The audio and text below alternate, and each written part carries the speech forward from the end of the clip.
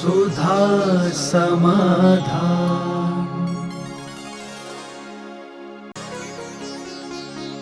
नमोस्तु गुरुदेव। पाद प्रक्षालन और जिनबिंब अभिषेक में कैसे ज्यादा से ज्यादा मन लगे और सामायिक से मन को नियंत्रण कैसे करें? भगवानों के जो मस्तकाभिषेक के उल्लेख होते हैं, लेकिन कभी कुछ कदाचित कुछ परिस्थितियां ऐसी हो जाती हैं प्राचीन मूर्तियों पर या बड़ी मूर्तियों पर अभिषेक चरणों का कर लिया जाता है। तो कहने को कह दिया जाता है कि भाई दर्शन भगवान की मुद्रा का करो और जल चरणों में ढाल दो, तो ये दृष्टि अभिषेक कहलाता है। दृष्टि से भगवान की तरफ देखकर और चरणों में अभिषेक करने से हमें वही एनर्जी प्राप्त हो जाती है जो मस्तक से करने पर होती। दूसरी बात है, आपके देवगढ़ में ऐसी स्थिति बनती है तो देवगढ़ में तो इतने भगवान हैं कि तुम्हारी मर्जी पड़े जिस भगवान पर सिर से अभिषेक कर लो। और दूसरे शांतिनाथ भगवान और हैं, वहाँ का मस्तकाभिषेक कर लो। परिस्थितियाँ हैं वहाँ की, बहुत जल्दी ठीक होने की स्थिति में आ रहा है। सामायिक करने से सर की थकान दूर हो। सामायिक में जो तत्व चिंतन होता है, सामायिक में जो नमोकार मंत्र होता है, सामायिक में जो मन से विचार उठते हैं, वो मन को कंट्रोल करने के लिए काफ़ी होता है। मन को उलझाना है, मन को पहले अपन को बाहर दौड़ता है तो उसको ऐसा काम दो जिससे वो मन वहीं रुक जाए, मन अपना कहना मानने लग जाए। हम मन के अनुसार न चले, मन हमारे अनुसार चले। इसके लिए हमें उस पर विचार करना, तत्व दृष्टि रखना ही एक कारण है। नमोस्तु गुरुदेव। मेरे मामा जी की इच्छा नहीं थी मूलनायक वेदी का सौभाग्य लेने की, पर वो आपसे मिलकर कैसे तैयार हो गए? उनकी इच्छा नहीं थी, तुम्हें कैसे पता?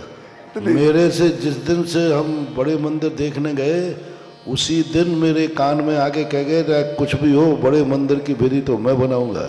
की इच्छा से काम हुआ, की ही इच्छा थी पूर्णतः। और इच्छा के अनुसार जो काम होता है तभी ये बड़े काम हो जाते हैं। मैं तो किसी को प्रेरणा देता ही नहीं हूँ, मैं तो महिमा बताता हूँ कि इसकी महिमा क्या है। बस उस महिमा में ही लोग मान करके कह देते हैं नहीं, ऐसे महिमा मंडित चीज़ हमारे लिए बनना बहुत अभाग्य।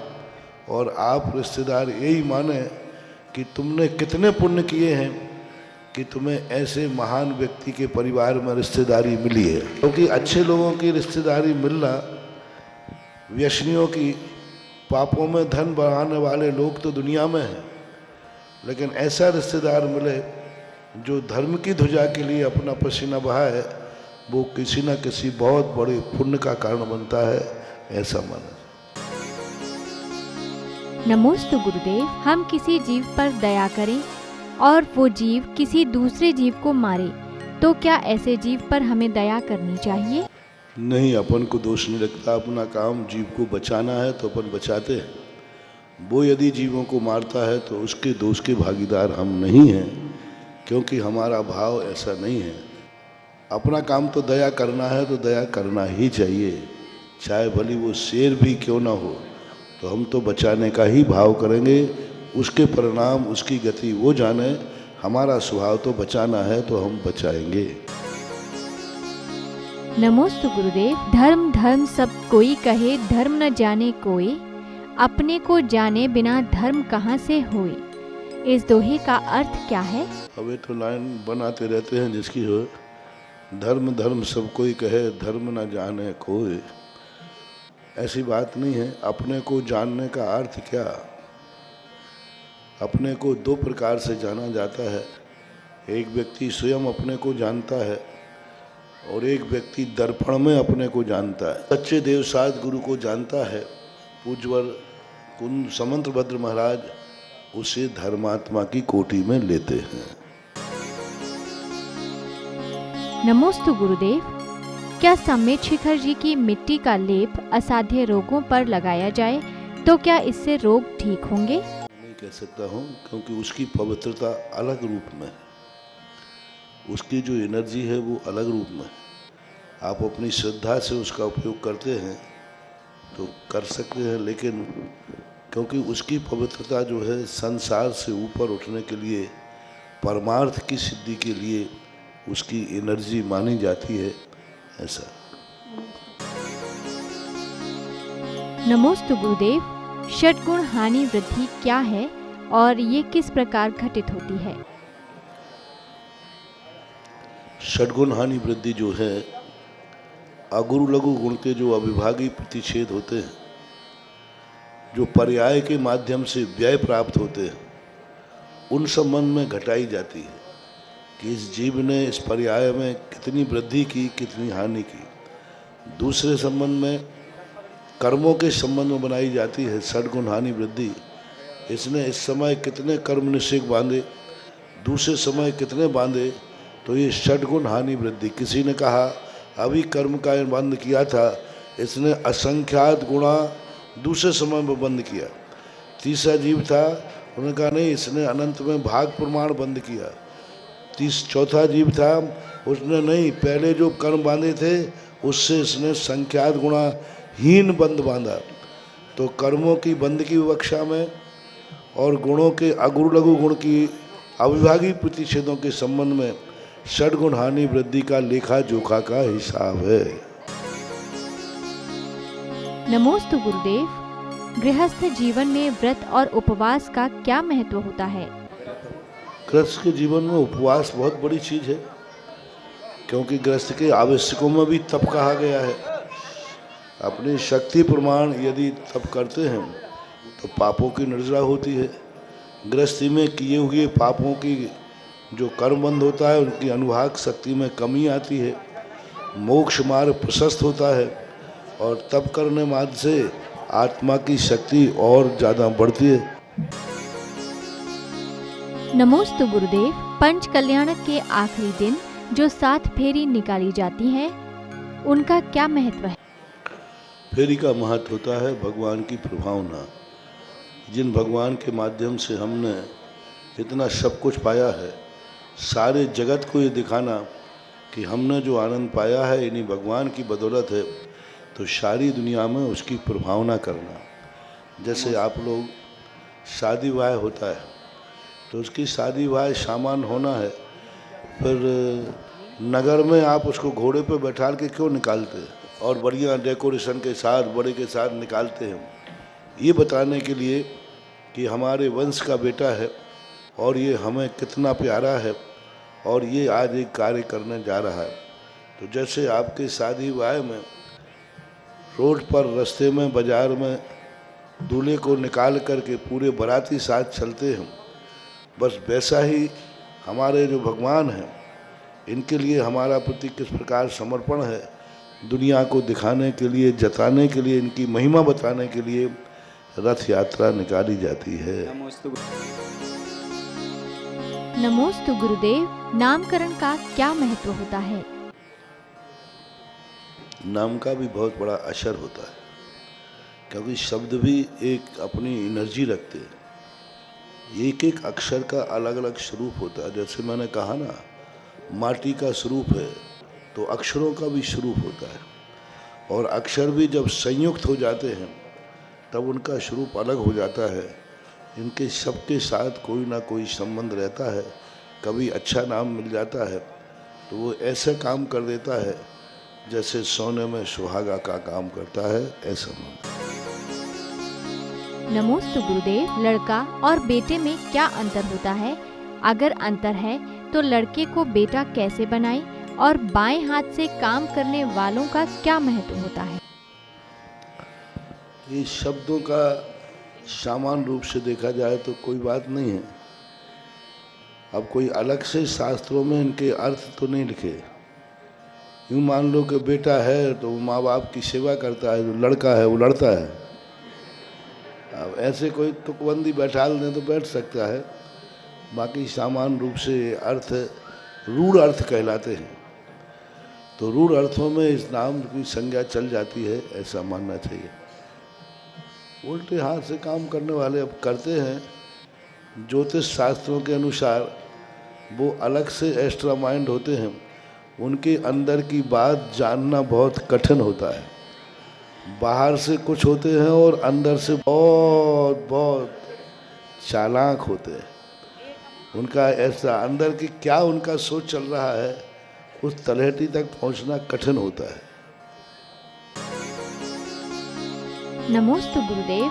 कर्म सिद्धांत के अनुसार सबको अपने कर्म का फल मिलता है, इसमें भगवान भी कुछ नहीं कर सकते, तो फिर प्रार्थना का क्या फायदा? कर्मों का फल मिलता है, लेकिन कर्म का हम हटा भी तो सकते। कांटा दुख देता है, पक्का है, लेकिन कांटे को निकाला भी तो जा सकता है। इसी प्रकार कर्म दुख देते हैं, भगवान की भक्ति आदि से उन कर्मों को निकाला भी जा सकता है। तो कर्म तो जो फल देते वो तो देते हैं, लेकिन भगवान की भक्ति से वे कर्मों को हम निकाल के फेंक सकते हैं। कर्म के उदय आने के पहले भगवान की भक्तियों से हमारे अशुभ कर्म टल जाते हैं, नष्ट हो जाते हैं, ऐसा शास्त्रों में कहा है। नमोस्तु गुरुदेव। श्रावक के षट आवश्यक क्या हैं?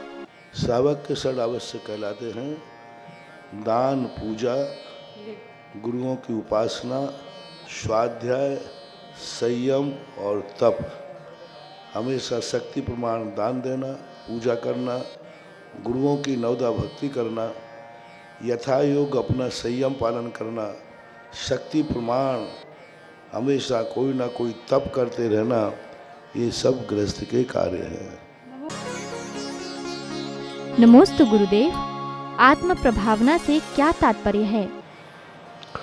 हमने प्रवचन पहले दिन आते ही पहले दिन प्रवचन में कहा था, देव शास्त्र गुरु पोज हैं, इन पोज से पोजीशन आपको बनाना है। पोजीशन यानी इज्जत। आपने भगवान को पाकर के क्या इज्जत कमाई? आपने यशोदा तीर्थ बनाया तो महारानी को क्या इज्जत मिली? आपने मंदिर बनाया तो भगवान के लिए मंदिर नहीं, उस मंदिर बनाने से आपकी रेपुटेशन क्या बढ़ी, आपकी इज्जत क्या बढ़ी?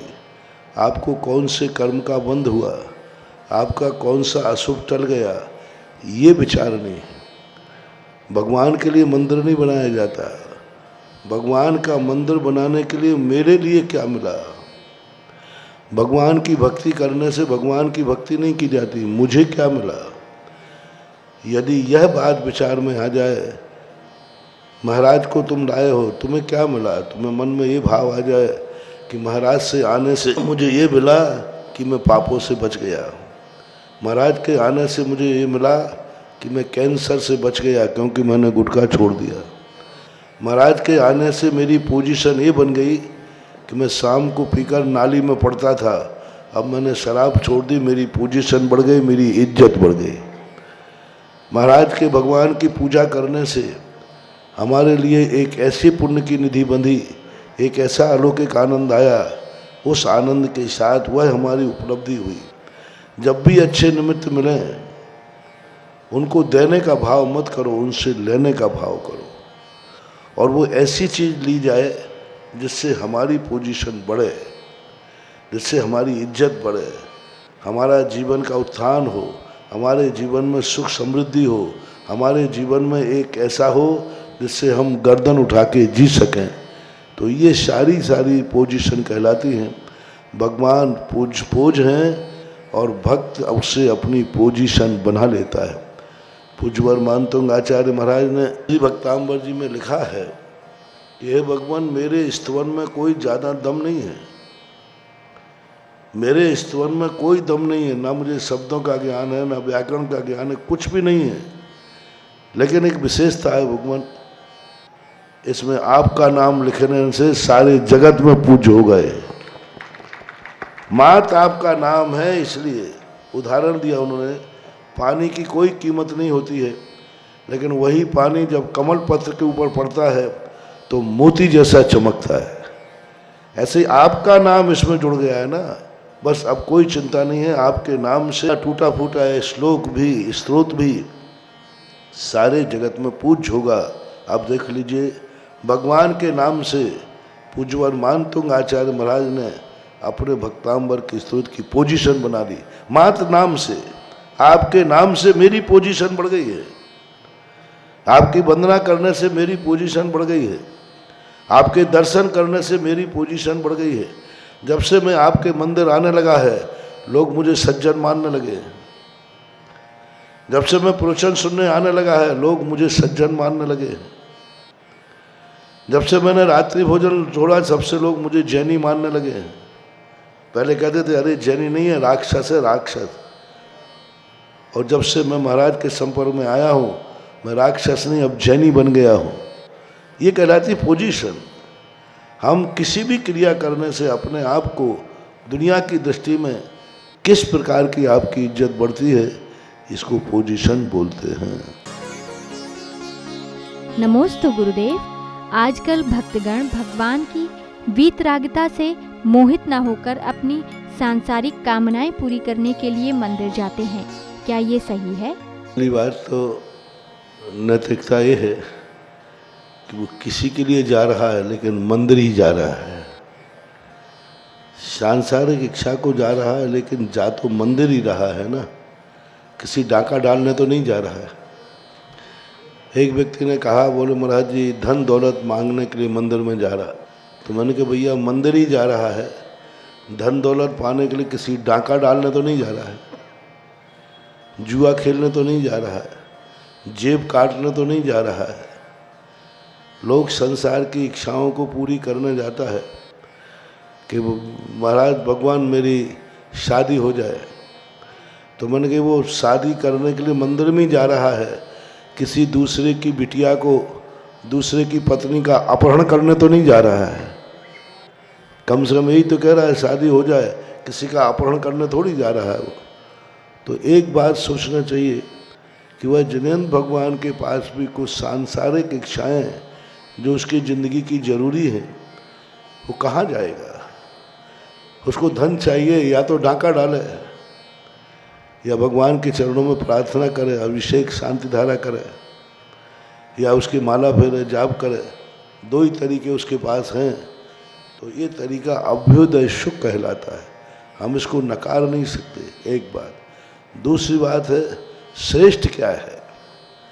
तो श्रेष्ठ तो ये है कि भगवान का दरवाज़ा मिला है तो अभ्युदय सुख को न चाहें, निःश्रेयस सुख को चाहें, अभ्युदय सुख अपने आप भूसा में मिलेगा।